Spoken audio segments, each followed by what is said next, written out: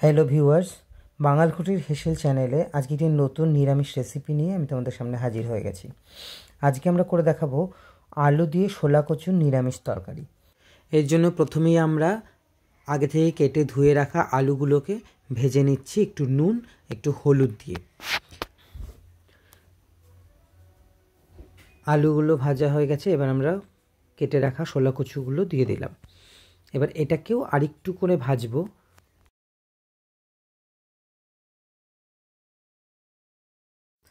Minute দুয়েক ভেজে নেওয়ার পর আমরা এর মধ্যে দিয়ে দিচ্ছি আদা বাটা, জিরে বাটা, হলুদ এবং নুন এবং কিছুটা লঙ্কার গুঁড়ো। এবার সামান্য একটু জল দিয়ে আমরা এই শোলা কচু আর আলুটাকে ভালো করে কষিয়ে নেব।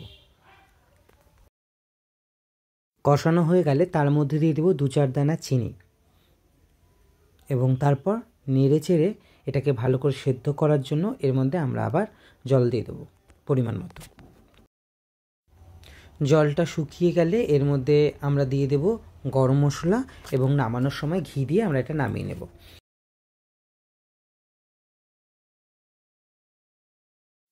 আলু এবং কচুটা সেদ্ধ হয়ে গেছে এবং জলও প্রায় শুকিয়ে এসেছে।